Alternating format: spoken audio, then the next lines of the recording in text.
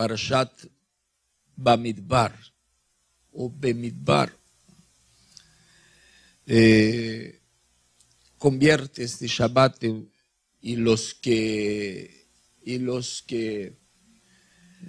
acuden al servicio de Shabbat, un Shabbat Mevarejim. Es el Shabbat de los benditos, porque bendito aquel que puede entrar en el estudio de la Torá desde el comienzo de un libro.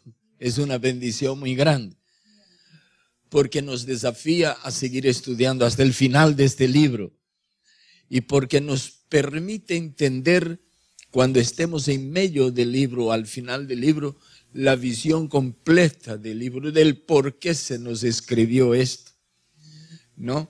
Entonces somos benditos y el Shabbat se convierte en un Shabbat Mevarejim.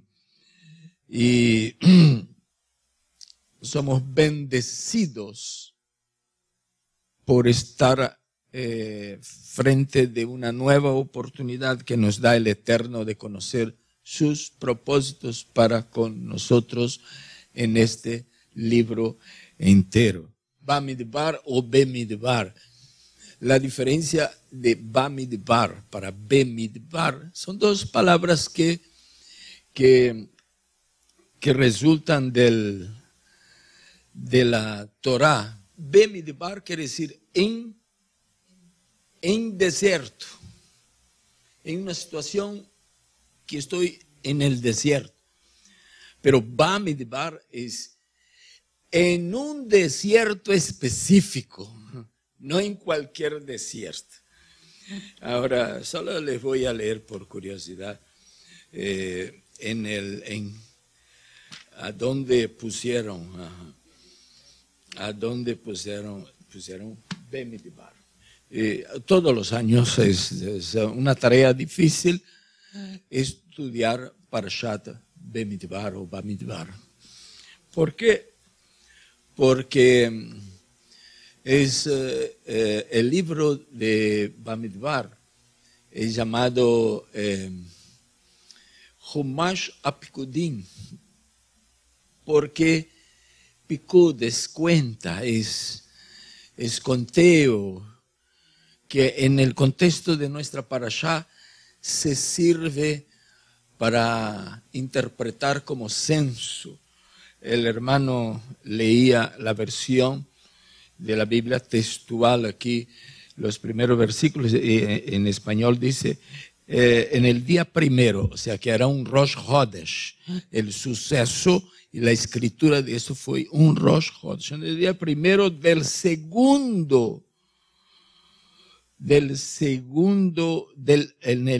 en el día primero del mes segundo, o sea que el segundo mes, ¿no? Hay dos maneras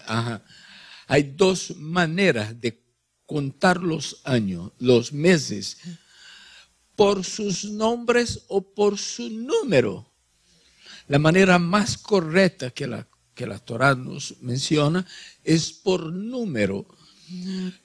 A veces para, de repente como tregua, como para que nosotros tengamos una adicional información a la mano, nos dice el nombre del mes, pero no es tan confortable. Se nota que la voluntad del Eterno al comunicarnos los meses es que sea por números y no por nombres, porque algunas veces el pueblo de Israel le tenía que hablar muy claro y tenía que decir el nombre del mes y era una palabra que no es del vocabulario hebreo, es una palabra traída del idioma pagano, del idioma de Babilonia. Entonces, a veces los nombres de los meses hasta están relacionados con lo que el pueblo de Israel conoció en Babilonia. Aquí, Baruch Hashem, todavía como no había la experiencia de Babilonia, los meses son informados por números, primero mes, segundo mes, cómo debiera ser los días de la semana y no martes, miércoles, que están relacionados con el paganismo. No domingo, primer día, segundo día, tercer día, y el sábado es el séptimo día. No, la palabra sábado es una palabra de origen hebreo, que antes no decían sábado, decían Shabbat, ¿no? Por eso sábado, Shabbat, Shabbat, ¿no? Era el único que tenía nombre, ¿no? Bueno, y a la dificultad a veces para estudio de la Parashat Bamidbar resulta que usted sabe perfectamente, la Torah tiene 4 niveles de interpretación. Yo cuando estoy hablando para ustedes, para los hermanos que están tras de estas cámaras, desde la Patagonia, conozco ahora hermanos, grupos de hermanos lindos por sus nombres, en la Patagonia, lugar bien lejos mismo, ¿no?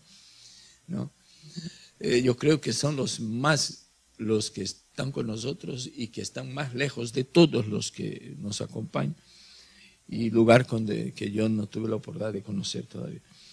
Entonces,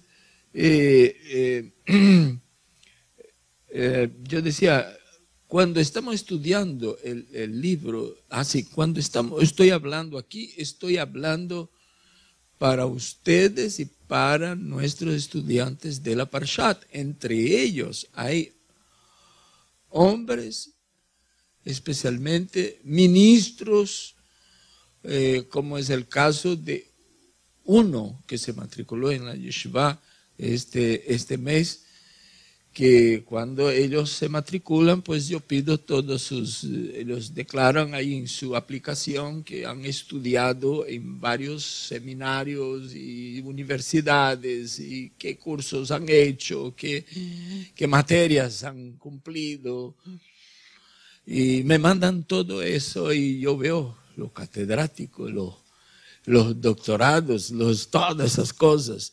No, unos son ingenieros electrónicos, ingenieros mecánicos, ingenieros, y el caso de uno de los otros son psicólogos clínicos, y así. Ahora uno en España es ingeniero también. Bueno, yo sé que ellos a lo mejor no están asistiendo a ese servicio porque ellos están haciendo un servicio en sus congregaciones, pero mañana o pasado ellos van a estar estudiando esta parasha, y este video de esta clase va a estar delante de ellos en su pantalla de computador, y ellos estarán estudiando conmigo y otros videos de otras clases que hemos dado. Y me siento en el deber de informar, no solo a ustedes, sino a ellos también, la visión que Hashem me da de esta parashá, y lo difícil que es entender esto, porque hay parashot que tienen un contenido más fácil de accesar, y hay otros, y generalmente las parashot con un contenido muy difícil es la que la gente cree que aquí esa parashá es muy débil, no tiene mucho que decir. Esta es la que más tiene, pero exige de uno mucho más que las otras, ¿no? Esta es la única diferencia, y Bamidbar es una de estas que para a alguien que está volviendo a sus raíces, que no ha recibido la enseñanza de esa parashá desde tierna edad, pues representa un desafío demasiado grande. Pero quiero que de una manera general, así, cada uno de nosotros procuremos entender una visión general de lo que Hashem está tratando con los censos, con parashot como esta, y como la información que el libro Bamidbar o Bemidbar Hashem nos quiere transmitir, Él está tratando de decir que nosotros contamos, que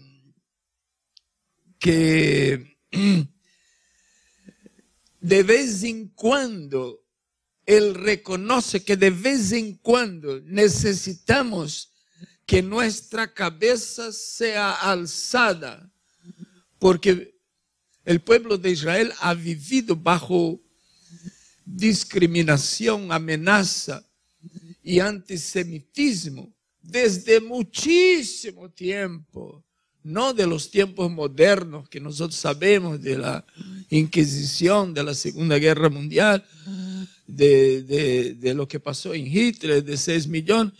Toda la vida cuando el pueblo de Israel se movía, cuando aún éramos muy pocos, cuando aún éramos la familia de Abraham nomás, y Isaac y Jacob, y después cuando llegamos a Egipto y etcétera. Todo el tiempo el pueblo de Israel ha estado lidiando con el enemigo y ha recibido el rechazo de las demás naciones a las que nosotros como pueblo de Israel fuimos puestos por luz. Y hemos recibido el rechazo. Entonces, cuanto más cuando uno vuelve después de tanto tiempo bajo sepulcro, huesos secos, cuando vuelve a sus raíces, somos muy frágiles y muy tentados a pensar, ¿qué soy yo? Algunos hasta tienen... Yo veo a algunos hablando de sí mismos, diciendo, nosotros los gentiles. Dice, ¿qué dificultad tiene el hermano para aceptar que es pueblo de Israel? No le digo nada, pero yo, ¿qué dificultad todavía alberga para aceptar que es lo que es para Hashem? ¿No? A un profesor, a un maestro, un ministro, yo tuve que gastar una media hora para explicarles algunos factores históricos para que él pudiera, para que se le pudiera facilitar entender que él es parte del paquete, porque cada vez que tenía la oportunidad de hablar conmigo en una conferencia de estas de video, me decía, porque yo quiero, porque ustedes los judíos, porque nosotros los gentiles. Ay, yo decía, pobre hombre, necesita que se le levante la cabeza. Y fue esto lo que Hashem vio en el pueblo de Israel, sus hijos. Sufrieron tanto en Egipto, fueron tan... El pueblo del gran Abraham, el pueblo descendiente de los patriarcas, en Egipto, siendo esclavizado, golpeado, abusado. ¿Cómo podría creer que era algo importante para el Todopoderoso, el Creador? Entonces viene a la mente que, ¿será que es cierto? Soy mismo. ¿Cómo puede ser que yo sea, habiendo vivido esclavizado en Egipto, habiendo pasado por toda esta simplemencia? Entonces Hashem los cuenta de vez en cuando. Entonces debemos enfocarnos, entender el censo. Los censos del que está hablando el libro de Bamidbar, nada tiene que ver con el censo que hizo David, Amelech, no para ver qué tan poderosos somos. No, el censo del libro de Números de Bamidbar es el Eterno que está tratando de decirnos cuán importantes son ustedes para mí. Por eso que murió mucha gente en el censo de David Amelech, y él pagó un precio tan alto por haber censado el pueblo. Las motivaciones nuestras son muy importantes en el juicio del santo, bendito sea él, porque a veces hacemos cosas buenas con malas motivaciones, y a veces nos equivocamos con buenas motivaciones. Solo él nos puede juzgar. No se atreva a juzgar esta causa porque nosotros miramos lo que está delante de nuestros ojos, pero Hashem mira el corazón. Él antes de dar un veredicto, él ya analizó todas las motivaciones, todas las influencias del comportamiento nuestro y sabe que aquello que estamos haciendo mal no es exactamente lo que quisiéramos hacer, sino que somos producto de una formación anterior que nos fue dada con buenas intenciones, pero completamente equivocadas. Entonces, mi siervo, mi sierva está en buen camino. Lo que necesita es orientación, ¿no? Entonces, el libro de Bamidbar es realmente un libro que yo me acuerdo cuando yo era niño y tenía solo 7 años de edad, o 8, que me pagaban para leer la Biblia. Me pagaban un crucero. Aquel tiempo no valía mucho, pero leyendo unos 20, 30 capítulos, pues podía reunir unos cuantos cruceros. Y mi tía en el cuarto de ella tenía que escucharme leyendo. Dice, no te escucho. Y yo tenía que levantar el volumen de la voz porque después yo iba a cobrarlos. Leí como 10 capítulos y me pagaban por capítulo. Era un buen trabajo, no. Pero Hashem me perdonó y perdonó a ella porque las motivaciones eran hacer que se asimile eso ahí. Y cuando me llegaba un versículo, unos capítulos de ese fulano, engendró fulano y fulano y engendró fulano. Eran buenos porque eran versículos cortos, me ganaba pronto el capítulo, pero en cambio yo decía, como que no veo nada en esto. Sin embargo, hoy día ya podemos ver algunas cosas, ¿no? Apenas podía leer con qué dificultades leyendo todo aquello y no podía entender casi nada. Pero así es, contar y cuántos tenía en cada tribu, cuántas personas tenía. Y eso es porque Hashem está tratando de levantarle la cabeza a un pueblo que estuvo por generaciones esclavizado en Egipto. Usted sabe lo que es auto y baja estima, ¿no? Nosotros aquí no hemos sido esclavos como el pueblo de Israel lo fue, ¿no? Sí sabemos de esclavitud, del pecado, de ciertas tendencias, pero ellos fueron azotados y esclavizados físicamente. Entonces, este pueblo sabía lo que era vivir con una muy baja autoestima. Y Hashem los quería curar de este mal. Entonces le dice a Moshe, tú y Aarón, cuenta las cabezas y encarga a cada una de estas cabezas de tribu que cuente cada familia, cada jefe de familia, por sus nombres. O sea que cada uno no es solo un número. Cada uno de nosotros tiene un nombre. Y Hashem quiere que esos nombres sean tomados en lista delante de Él. Eso es importante. Él sabe quién es Avner, sabe quién es Jonathan, sabe quién es Dilia. ¿No? Es contado delante de Él, ¿no? Usted y yo no somos nada. Nosotros somos importantes. Somos importantes para Él. Para Él es importante. Dolly, es importante porque tras de ese nombre hay una persona, hay un alma, hay una historia, hay una obra que Él está realizando.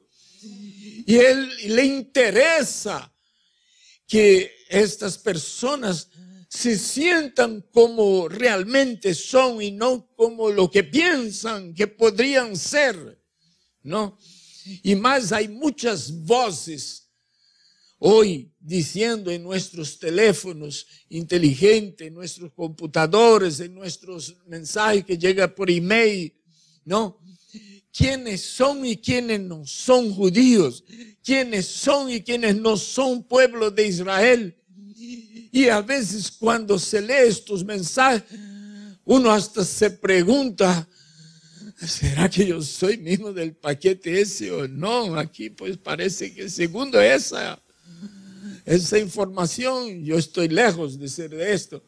Entonces Hashem dice, cuéntalos, usted y yo juntos no tenemos idea de lo que es una baja autoestima que pasaba por el pensamiento de un pueblo que había sido bisnieto de esclavo. Su abuelo también era esclavo, su padre fue esclavo y él fue esclavo. O sea, la mentalidad de aquella persona era de esclavos. Cuando nosotros miramos los hijos de personas inmigrantes como nosotros en este país, los hijos que ni siquiera nacieron aquí, simplemente los hijos que vinieron pequeños y se criaron y los miramos, apenas pueden hablar español. ¿No es así? Y no se les puede tratar a nivel de la misma cultura porque ellos son americanos. Ya asimilaron la cultura y son todos con una mentalidad completamente diferente de nosotros. Yo cuando estoy hablando con un adulto en nuestra congregación, yo veo que los términos cambian totalmente de ese adulto para conmigo cuando estoy hablando con un adolescente, porque él me dice en inglés, si fuera a traducir el inglés de él, ¿y tú cómo estás? Ya el adulto, y usted, hermano Abner, ¿cómo está? Ya cambió completamente. No, porque es otra mentalidad. Ahora dígame si este muchacho fuera tataranieto de un americano. Entonces no sobraría nada absolutamente de hispano o de brasilero en él. Ni siquiera se acordaría de que algún ancestro suyo pudiera haber sido sefaradí, ¿no es así? Entonces Hashem usa términos como lo que traducen para nosotros como el censo. Haz el censo de los Binei Israel. Ahí uno ya sabe lo que es el censo. Recientemente yo llené las papeletas del censo por internet y participé del censo de este año 2020 en este país. Entonces llené las informaciones que quieren de mí. Yo sé lo que es un censo, usted sabe lo que es un censo. Pero en hebreo no hay esa palabra censo. En hebreo dice, levanta la cabeza de cada uno. Esta expresión en hebreo es traducida para nosotros al español como haz el censo. Completamente distinto, nada tiene que ver. Imagínense que el presidente Trump mandara un email para ustedes, queremos levantar su cabeza, danos tus datos. Nadie está interesado en levantar la autoestima de nadie, levantar la cabeza del que está ahí agobiado. Nadie está interesado en esto. El mundo en el que vivimos, con todo el respeto de las autoridades, está interesado en asuntos mucho más altos que esto. No les importa el número que usted tiene en el Social Security. Importa lo que usted haga con ese número. ¿No es así? Pero Hashem, cuando manda censar es para levantar la cabeza. Entonces, somos contados para que sepamos que aunque en este mundo nosotros no somos contados, pero en Bashamay, en el cielo, por Hashem, estamos muy bien contados, muy bien contados, muy bien contados. Él sabe cada uno de nosotros, conoce la vida de cada uno de nosotros. Todas esas dificultades y problemas que nosotros llevamos encima, que nadie sabe, ni le pasa a la cabeza del rabino, la comunidad no sabe, algunas cosas ven, sabe, pero esos son los mínimos. Todos nuestros asuntos personales, Él está pendiente de todo. Estamos contados, yo y usted contamos. Y los intérpretes de la Escritura dicen, al Eterno le encanta contar. Nos contó cuando nos mandó a Egipto, éramos como 70 almas. Nos contó cuando salimos de Egipto, éramos como 600,000, solo de 20 años hasta la edad que somos útiles, ¿no? Nos contó cuando salimos de Egipto, nos contó después de la prueba del becerro de oro y ahora nos vuelve a contar. Es como un pastor que tiene una cantidad de ovejas ex. Entonces todas las tardes y contaba cada una de las ovejas y cuenta cada una a ver si falta una. Por ejemplo, lo más probable es que nos esté contando hoy. Qué pena que no están todos aquí para que él pueda contar. Pero seguramente está contando los que están con nosotros a través de esta pantalla. Está contando los que él sabe cuántos se están beneficiándose de la epidemia, porque así el rabino no me va a molestar porque no fui, porque sabe que es por la epidemia. Y sabe aquellos que están atribulados en la casa, ¿qué horas puedo volver a congregar con normalidad como antes? ¿No? Y sabe aquellos que están necesitando que se le levante la cabeza y piensan, no, ya ahí yo no hago tanta falta. Bueno, Bamidbar es la primera parashá del cuarto libro, ya vamos bastante avanzado. El que les dije se llama también Humash HaPekudim, el libro de números, porque Israel es otra vez contado en este libro.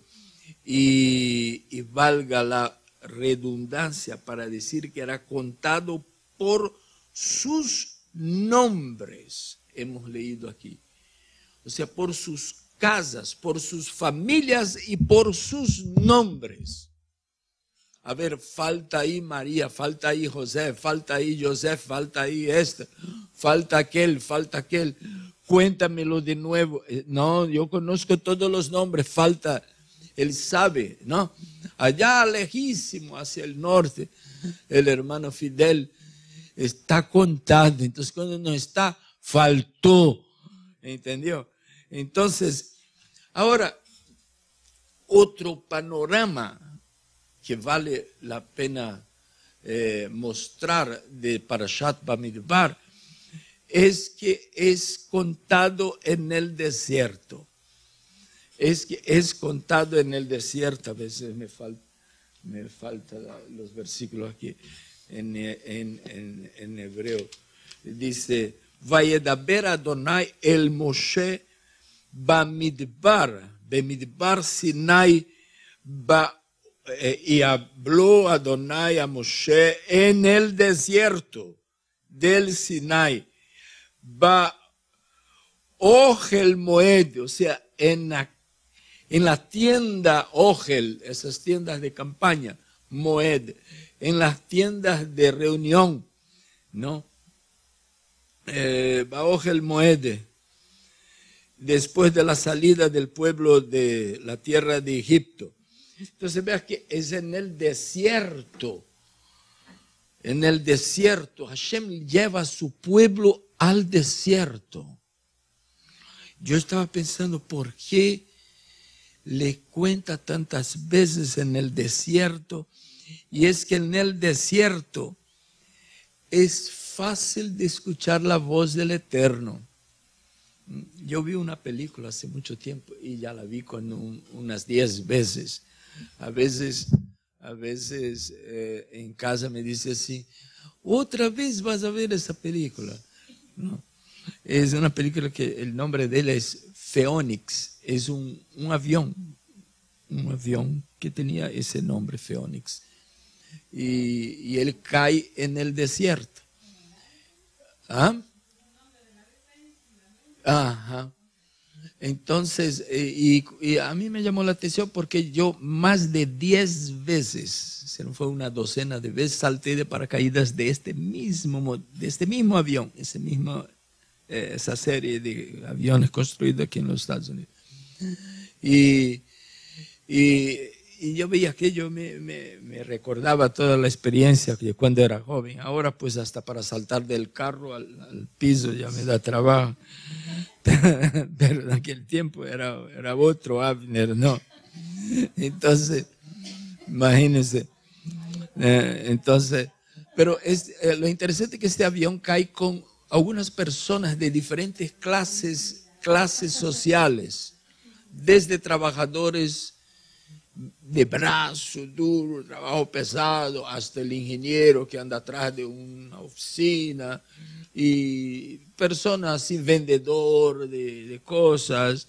Y bueno, había una diversidad, unas 10 personas más o menos, pero todos ellos, uno diferente clase social del otro, y diferente cultura, estudios de otro, y cae en el desierto el avión. Y uno tenía un celular muy especial, a pesar de que la película es muy antigua, tenía un celular muy especial, de nada le servía en el desierto. El celular más sencillo y barato en la ciudad tiene valor, vale más que aquel celular en el desierto, porque el de la ciudad sirve para hablar, pero en el desierto no le servía para nada a ese señor. Y él ahí tratando de usar, no. Había alguien, el piloto tenía un reloj muy caro y especial. Estaría dispuesto a regalarlo por un vaso de agua. Es así. La única cosa que valía en el desierto era unos cuantos litros de agua que cargaba dentro de ese avión, y fue lo que permitió que ellos sobrevivan. Y la prueba, todo el desarrollo de la película es la conducta de ellos en el desierto. Cambió la mentalidad de todos ellos en el desierto. El orgulloso se bajó las cristas, el que cuando embarca en el vuelo y sienta un trabajador brazal así sudado al lado de él en los pocos asientos, porque era un avión que no era de pasajeros, tenía unos pocos asientos, le mira al que se sienta al lado de él sin su buen jaqueta, lo mira así con desprecio, y el otro le mira a él y sin palabras sale del asiento y sienta para allá, porque ya vio que no le caí bien a ese. Yo no huelo tan bien como para sentar al lado de él, pero toda esa diferencia que había entre uno y otro, que son boberías, cuando uno está en el desierto, eso no tiene ninguna importancia. Va entendiendo por qué Hashem coge su pueblo todo, lo mete en el desierto. Ahora vamos a ver.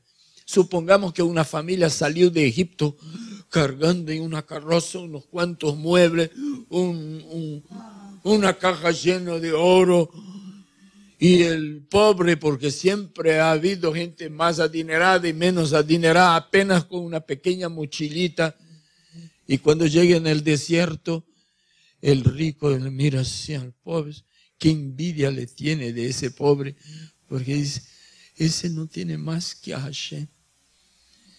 Y más, en la hora del almuerzo todos vamos a comer el mismo maná.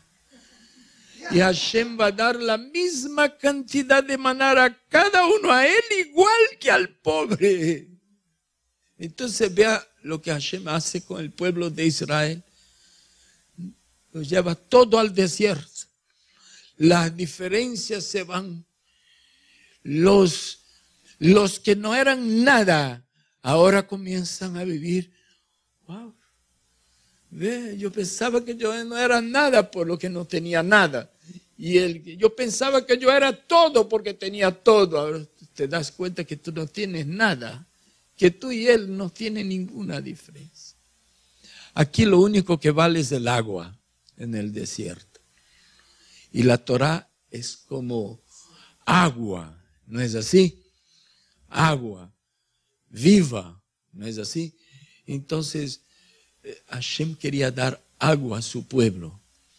Pero si diera agua allá en la ciudad, aquí donde sea uno abre la llave, uno tiene agua, agua es agua.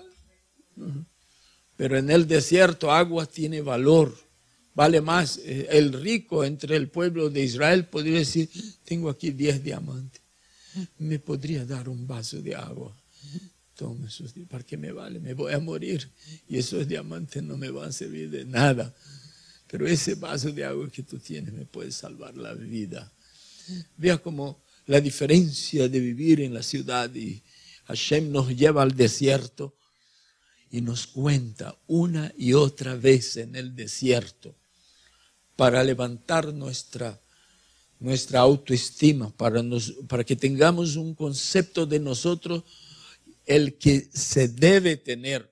En el Brit Hadashah, Rav Shaul nos dice, ninguno tenga de sí mismo un más alto concepto del que debe tener. No está mal yo saber lo que soy. Está mal yo pensar que no soy nada o pensar que soy más de lo que soy. Entonces en el desierto Hashem nos pone delante de una situación de que en 40 años, si no cambia, entonces pues que se quede en el desierto y entramos con los sanos en la tierra de Israel. 40 años tomó para curar la mentalidad de un pueblo. Y todos nosotros somos tentados a estas cosas, de que pensar que somos menos de lo que somos, de que no podemos ser lo que dicen que somos, o pensar que es más de lo que es. Entonces el desierto es el lugar apropiado para estos cambios. Es como por ejemplo la epidemia, ¿no? Hay gente que ni con epidemia no cambia, ¿no? No cambia su vida, ¿no? Entonces, por ahí yo oigo a la gente decir que ya no seremos los mismos después de esa epidemia. Y me quedó grabado aquí, palabras del gobernador de Nueva York. Le pregunta a la reportera, ¿y cuándo volveremos a la normalidad? Y él dice, ¿normalidad? ¿A qué normalidad se refiere? No habrá ninguna normalidad después de esto, como la normalidad anterior. En otras palabras, vivíamos muy desordenados con relación a la higiene. Después de la epidemia no seremos los mismos. No vamos a coger el carrito del supermercado y después meter la mano a la boca. Ya después de eso ya no hay más eso. No vamos a estar estrechando la mano de cualquier desconocido. Después de contar los billetes ya no vamos, sino correr a lavar las manos. No seremos los mismos. Y en cuanto al aspecto espiritual, después de habernos dejado 2 meses en casa, prohibidos de congregar por causa de la epidemia, y ahora apenas empezamos regresando, no puede haber normalidad y no podemos ser los mismos de antes. Tiene que habernos molestado, tiene que habernos incomodado estar en casa y no poder reunirnos para cumplir con una mitzvah tan importante. Entonces,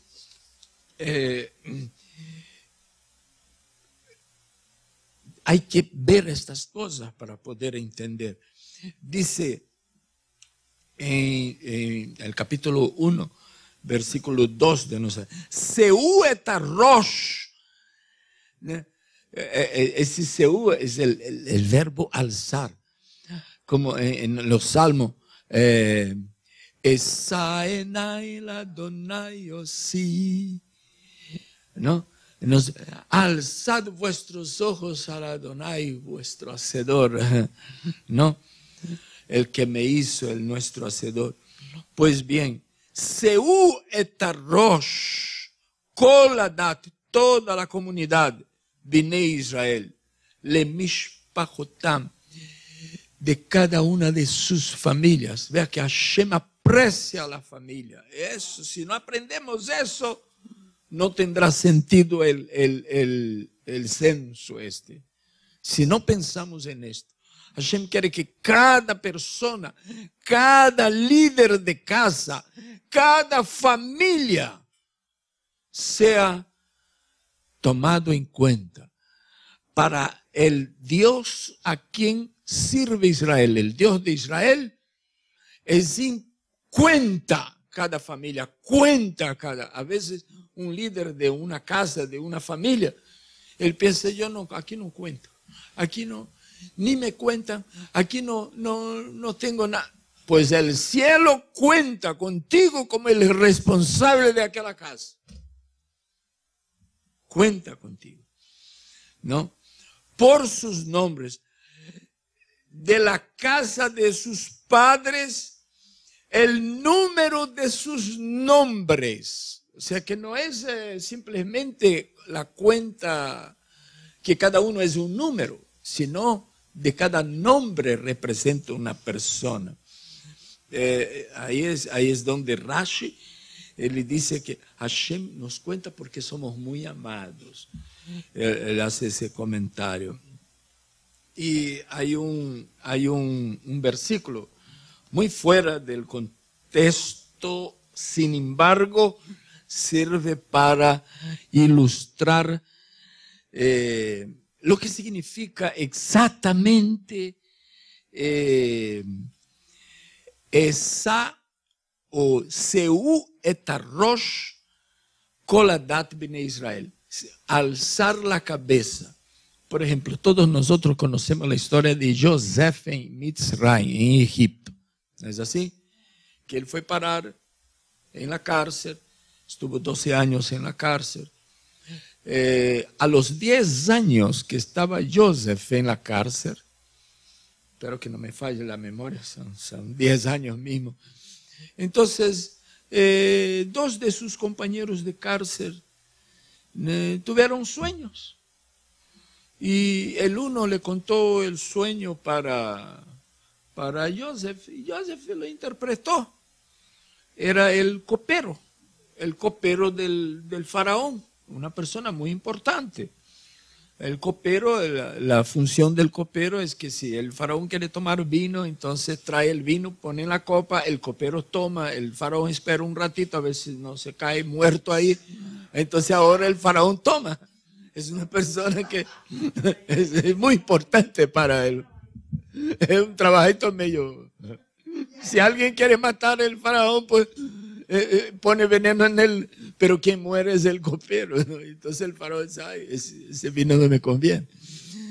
Entonces el copero de faraón había hecho qué mal, o qué aparentemente mal había hecho, pero fue parar en la cárcel. Y tiene un sueño, ¿no? Tiene un sueño de que él está de nuevo allá sirviendo bueno, deja ver si pudiéramos leer, está en Génesis capítulo 40. Es chistoso, interesante, y pues ilustra lo que es alzar la cabeza. El capítulo 40, versículos 12 y 13. Joseph, él cuenta, entonces el principal de los coperos contó su sueño a Joseph y le dijo, en mi sueño he aquí una vid estaba ante mí, y en la vid había 3 sarmientos, 3 ramas con sus cachos, sus racimos, ¿no? Y parecía que salían brotes, florecía, y sus racimos de uva maduraban. Estaba la copa del faraón en mi mano, tomé las uvas, las exprimí en la copa de faraón y puse la copa en mano del faraón. Joseph le dijo, Él no esperaba que Joseph le interpretara los sueños. Joseph le dijo, esta es la interpretación. Los 3 sarmientos son 3 días. Las 3 ramas son 3 días. Son 3 días. Dentro de 3 días Faraón alzará tu cabeza. Así tal como dice. Dice,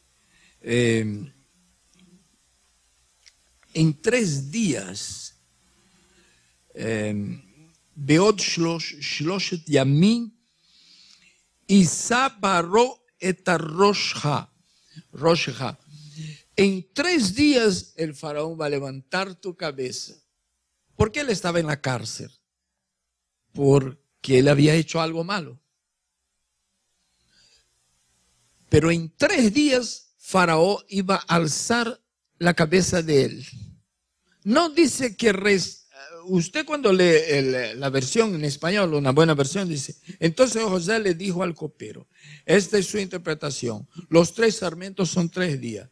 Dentro de 3 días Faraón te restaurará a su puesto.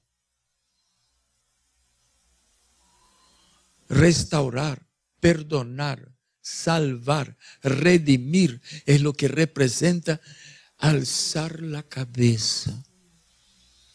Tú hiciste algo mal que tú fuiste a parar en la cárcel, pero en 3 días el faraón levantará tu cabeza. El copero sabía perfectamente lo que eso representaba. Para que Faraón me restaure la cabeza, me levante la cabeza, tiene que perdonarme, restaurarme, ponerme en el lugar que me correspondía, del que por causa de mi conducta yo fui desechado.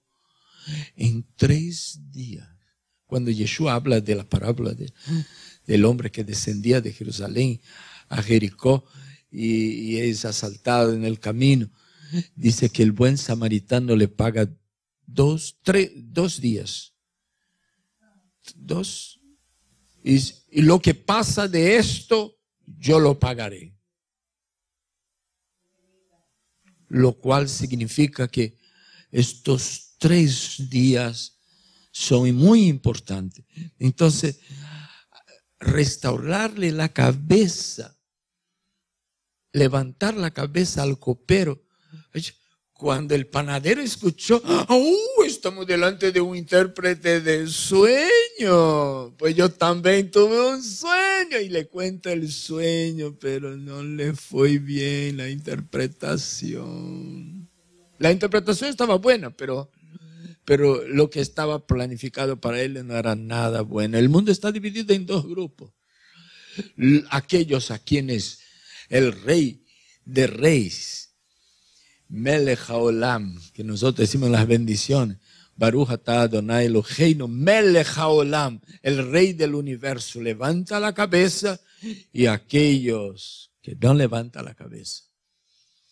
El mundo está dividido en 2 grupos. Eso venimos estudiando hace mucho tiempo, ¿no? Así mismo fue como Joseph utilizó el verbo elevará para describir tanto el perdón del jefe de los coperos como la muerte del jefe de los panaderos. Contar en Midbar significa, y debemos entender eso, levantar la cabeza. Levantar la cabeza es ser contado, llevar a entender al que es contado, que es parte del grupo de los redimidos, de los perdonados, de los que Él tiene pacto, de los que Él quiere bendecir. Esto es levantar la cabeza. Entonces, debemos tomar en cuenta que ahora, que ya es hora de que tengamos nosotros un buen concepto de nosotros mismos, de lo que representamos. Bendito sea Hashem. O sea que en esta parashá, Bamidbar, después de 13 meses, porque en el segundo mes, el primer mes del segundo año, no era ni 2 años completos, pasó 1 año, 12 meses, era en el segundo año, 13 meses después de la salida, Hashem dice, ya va más de 1 año que voy andando con ese pueblo en el desierto y todavía mentalidad de que todavía no han entendido la redención que les he dado. No saben lo que son, piensan que son simplemente unos pobrecitos, unos perdidos por el... No, ustedes son gente importante. Entonces, nuestra parte de la Torá comienza con la realización de los censos. Aquí algunas cosas que quiero... Hay algunas cosas que tienen que ver con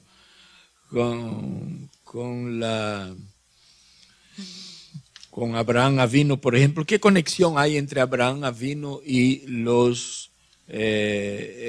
nuestra condición en el desierto? La gematria de la palabra Abraham y la gematria de la palabra desierto es la misma. Cuando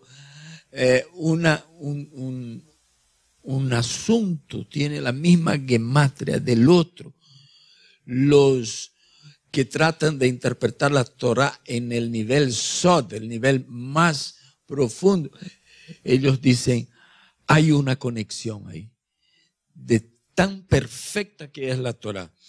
Entonces, es para. Ellos entendieron, porque cuando Hashem habla con Abraham, y dice lo que va a hacer con Abraham, Abraham responde así, yo soy polvo y ceniza. O sea, la humildad de Abraham vino. Entonces Hashem lo que quería cuando lleva el pueblo de Israel al desierto, así entendieron los más entendidos y profundos de la Torah, de que Hashem quería llevar al pueblo de Israel, a la descendencia de Abraham, al mismo nivel de humildad que tenía su padre, Abraham. Porque en Egipto, en la diáspora, donde estamos ahora mismo, en este exacto momento, literalmente, desde Egipto hasta ahora donde estamos, nosotros aún nos ilusionamos con las diferencias. El muy rico le mira al otro con cierta reserva, como la película que yo les estaba diciendo. Pero en el desierto Él nos enseña la humildad. Vea, todo lo que tú tienes se puede hundir en esta arena. Y vea qué tan confortable anda el otro, que solo depende de mí, que no depende de nada de esto que usted ve como la gran diferencia y privilegio que usted tiene con relación al otro. Aquí es para que aprendas que nadie es más que nadie, que todos somos iguales, que no hay ninguna ventaja en aquello. Comencé a leer una vez una descripción de un hombre muy rico, comenzaba así y hasta que no terminaba de leer la frase toda, yo no podía entender por qué decía así. Fulano es muy pobre, pero se sabe que era una persona rica. ¿Cómo se dice muy pobre? ¿Quién es ese para decir que fulano es pobre? Sí, muy pobre. Es tan pobre que lo único que tiene es dinero. No tiene más nada. No tiene más nada, solo dinero. El pobre tiene todo y no tiene dinero. Y el rico tiene dinero y no tiene nada más que dinero. Entonces imagínense las carrozas hundiéndose por la arena fina del desierto. Y el pobre tranquilo ahí con su mochilita, no tiene ningún trabajo.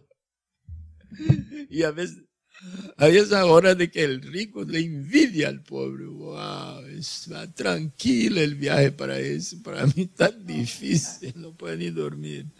No. Entonces Hashem quiere mostrar que debemos aprender humildad. Bueno, Pero hay algo aquí que no puedo dejar de compartir con ustedes, a pesar del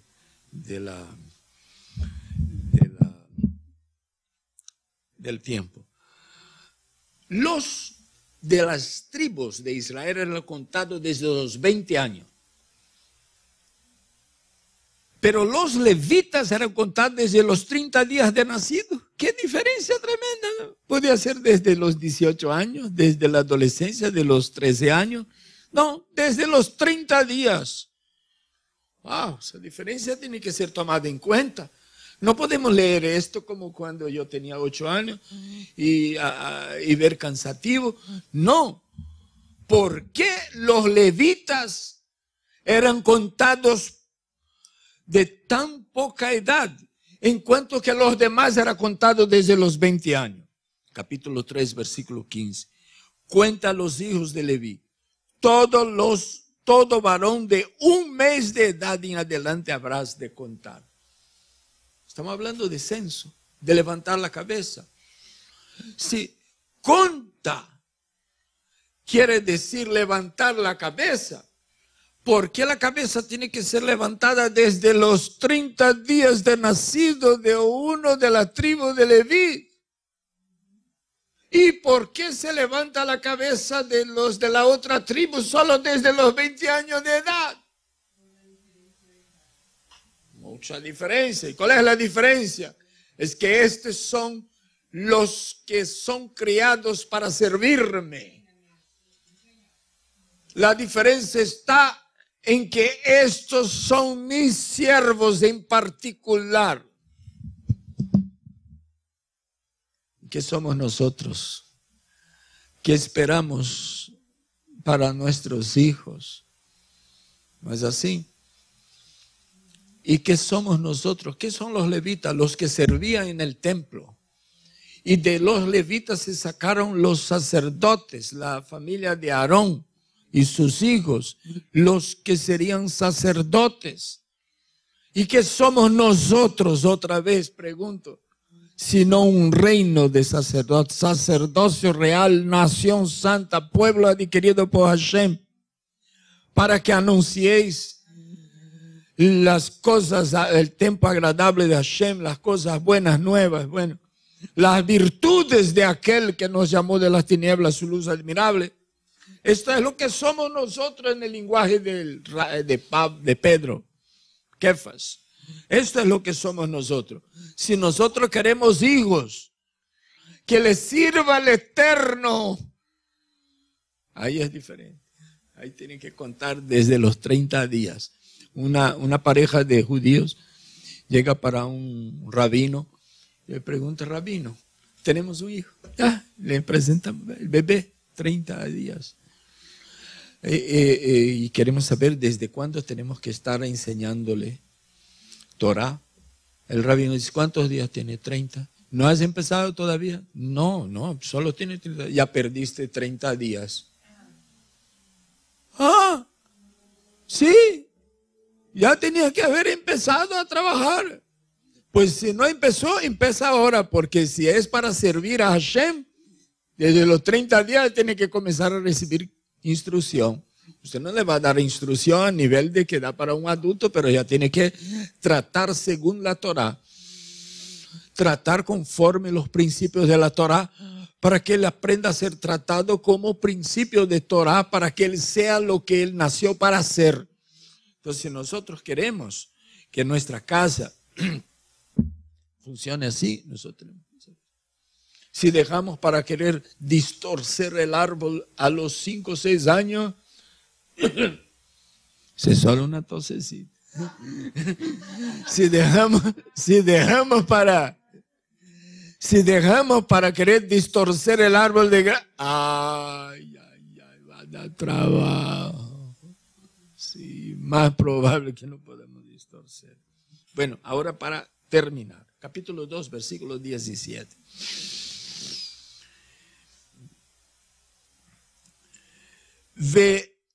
Nasá Ohel Moed, la transportación del tabernáculo ¿Cómo se transportaba el tabernáculo, el Mishkan? Todo desmontado, ¿no era así? Y las familias de los levitas eran los que iban llevando por partes, ¿no es así? Cubierta todas las cosas con una cortina, un manto azul, celeste, azul, y todos eso. Y dice, Venasá el Moeder Mahané Aleviín. O sea, en el campamento de los levitas, Betoj a Mahané, dentro del campamento. Ahora vean. Voy a leer la versión que tengo aquí en español. Y la tienda de reunión viajaba en el campamento de Leví, en medio de los campamentos. Betoja Mahanot. Esa palabra es muy importante porque ahí es Mahané, campamento en plural. Entonces, o sea, en el viaje del pueblo de Israel por el desierto, la transportación del Ohel HaMoed, del Mishkan, del tabernáculo, era en el medio del campamento del pueblo de la tribu de los levitas. Y la tribu de los levitas en medio de los campamentos. Entonces, si son 12 de las tribus, 12 allá, 12 acá, y los levitas en el medio, y en medio de los levitas el Mishkan, y en el medio de todos los que cargaban el Mishkan, que estaba el arca.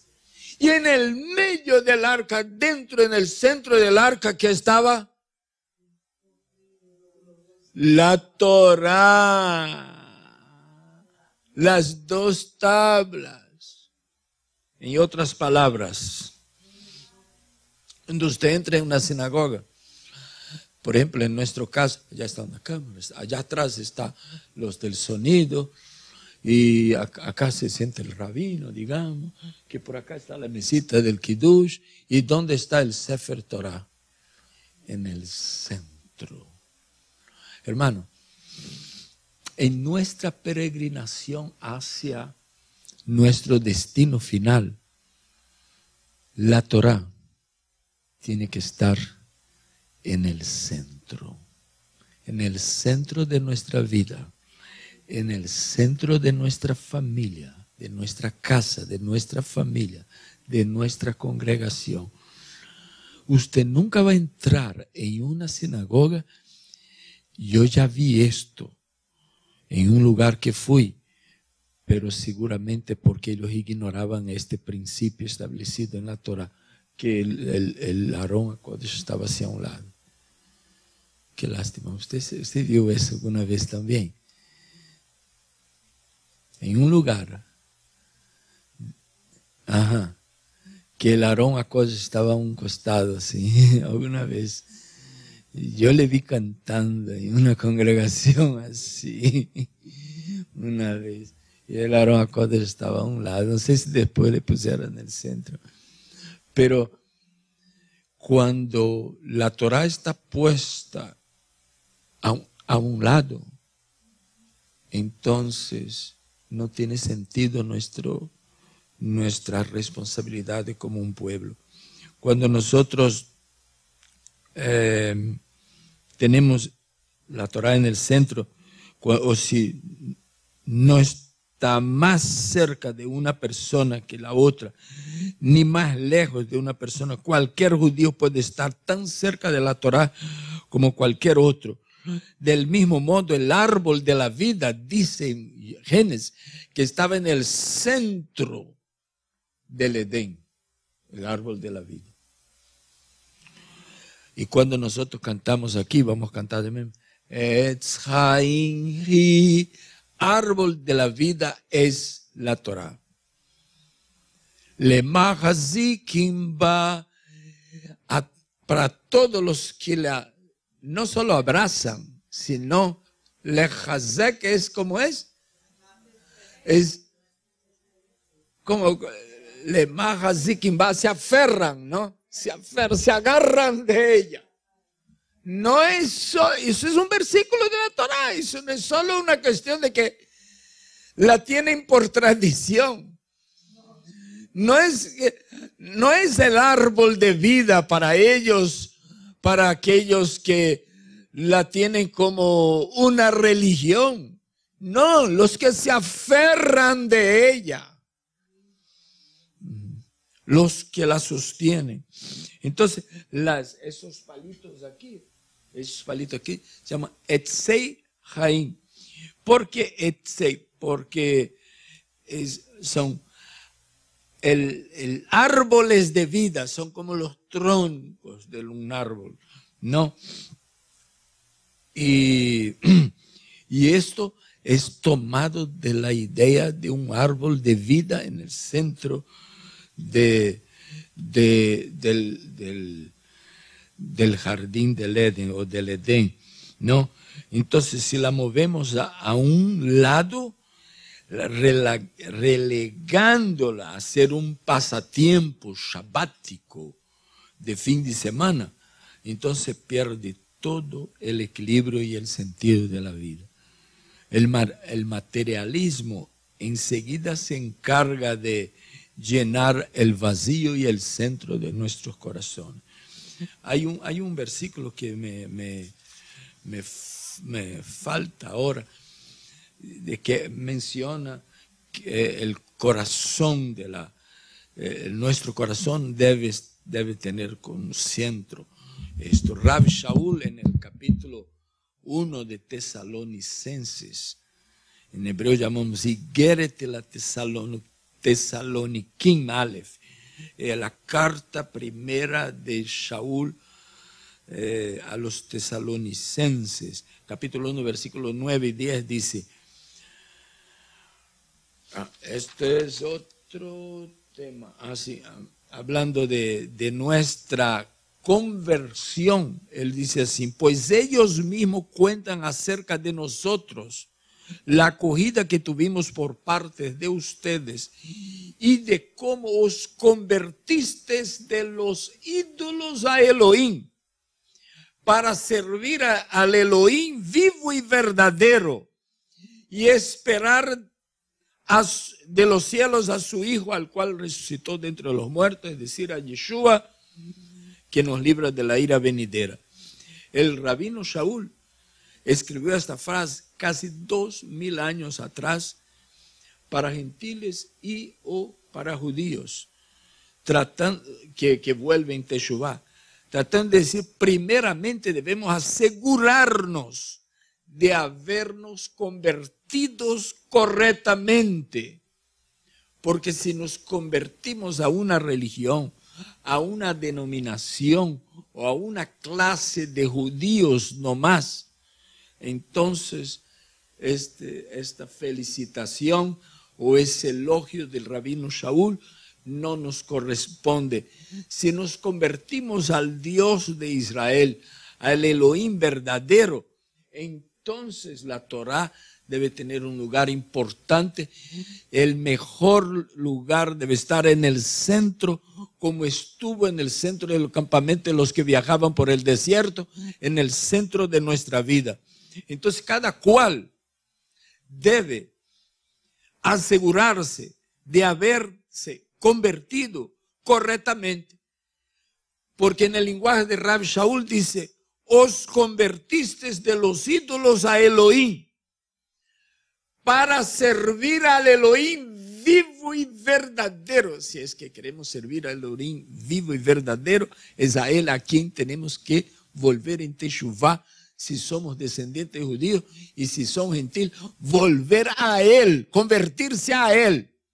Poca gente está hablando eso en los púlpitos de por ahí, ¿no? Ay, me convertí a Jesús, me convertí a Cristo, me convertí en bautista, en presbiteriano. No, de esta conversión está hablando aquí el Shaul o apóstol o Pablo, lo que sea. Primeramente os convertisteis al Dios de Israel, al Dios vivo y verdadero, para servir al Dios vivo y verdadero, ni siquiera para servir, aquí dice al Mashiach, no para servir al Dios vivo y verdadero, ¿no? Ahora después tiene que luego asegurarse las motivaciones de esta conversión. ¿Para qué te convertiste al Dios vivo y verdadero? Para servir a Él, el Elohim vivo y verdadero. Y luego debe asegurarse de que su esperanza está bien enfocada. Y esperar en la venida de Yeshua. Esto fue lo que, y esperar de los cielos a su Hijo, a quien Él resucitó de los muertos. Así nosotros somos libres de la ira venidera. Entonces, dependiendo de dónde está la Torah, de dónde estamos, nuestro concepto de Torah, cuando alguien se convierte al Elohim verdadero, tiene la Torah en el centro del campamento, de su casa, de su vida, etcétera, de sus negocios, ¿no? De sus relaciones. La Torah está en el centro de su mahané, de su campamento.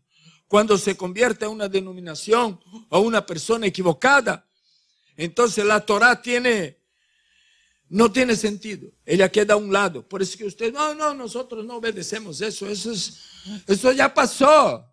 Eso está caducado. No, es porque no se convirtió bien. No ha hecho la conversión auténtica, la que espera. El apóstol Pablo diciendo eso, que dice que se hizo cristiano. Yo no entiendo Pablo cristiano, no consigo nada. Entonces, que está abrogada, caducada. Por mejor que sean las motivaciones y las intenciones de estos convertidos, está equivocada. Puede resultar en una gran decepción. Aquí es donde mucha gente hace una ensalada tremenda. Se convierte a Jesús y espera a Dios, cuando debería convertirse a Elohim verdadero y esperar a Yeshua, el Mesías, para que le libre de la ira venidera. La Torah exige concentración. Debemos ponerla en el lugar que le corresponde en nuestra vida. Y eso es parte de nuestra enseñanza de Parashat Bamidbar. Que Hashem nos bendiga. Amén.